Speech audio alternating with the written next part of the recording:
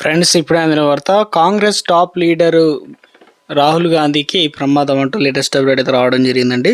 So ఆ వివరాలు ఏంటంటే కూడా వీడియోలో తెలుసుకుందాం. వీడియోని చివరి వరకు చూడండి, అర్థమవుతుంది. మొదటిసారి ఛానల్ వస్తే తప్పకుండా సబ్స్క్రైబ్ చేసుకోండి. చూస్తున్నారు కానీ లైక్ చేయడం మర్చిపోతున్నారు, వెంటనే లైక్ చేయండి. వివరాలకి అయితే వెళ్ళిపోదామండి. కాంగ్రెస్ ఎంపీ ప్రతిపక్ష నాయకుడు రాహుల్ గాంధీ సభ్యత్వాన్ని రద్దు చేయాలని డిమాండ్ చేస్తూ బీజేపీ ఎంపీ నిషికాంత్ దుబే లోక్సభలో ఒక తీర్మానాన్ని అయితే ప్రవేశపెట్టారు.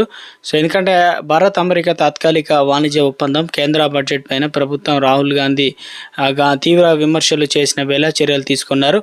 దేశాన్ని రాహుల్ గాంధీ తప్పుదారి పట్టిస్తున్నారని ఆరోపిస్తూ లోక్సభ ఒక తీర్మానాన్ని ప్రవేశపెట్టినట్లు బీజేపీ ఎంపీ నిషికాంత్ దుబే గురువారం ప్రకటించారు. విషయాన్ని చర్చించాలని, రాహుల్ గాంధీ పార్లమెంటు సభ్యత్వాన్ని రద్దు చేయాలని, ఆయన జీవితాంతం ఎన్నికల్లో పోటీ చేయకుండా నిషేధించాలని తన తీర్మానంలో డిమాండ్ చేసినట్టు దుబే అన్నారు.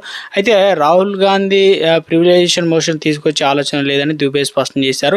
ఇది రాహుల్ గాంధీ పార్లమెంట్ నుంచి సస్పెండ్ చేయాలని డిమాండ్ చేస్తూ ఒక స్వతంత్ర తీర్మానం అని చెప్పేసి అన్నారు.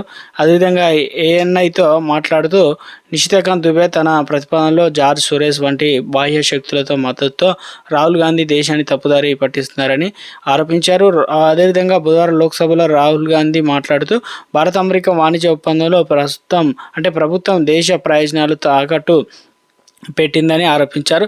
ప్రపంచ పరిస్థితి అస్థిరంగా ఉందని, ఇక్కడ ఇంధనం ఆర్థిక వనరుల ఆయుధాలుగా ఉపయోగిస్తున్నారని ప్రభుత్వం గుర్తిస్తుందని ఆయన అన్నారు. అయినప్పటికీ భారత్ తన ఇంధన భద్రతకు సంబంధించి కీలక నిర్ణయాలు అమెరికాకు ఎక్కువగా ప్రాధాన్యత ఇచ్చారని చెప్పేసి, అదేవిధంగా రాహుల్ గాంధీ అపరిమితమైంది అని అభివర్ణిస్తూ పలువురు బీజేపీ నాయకులు విమర్శించారు.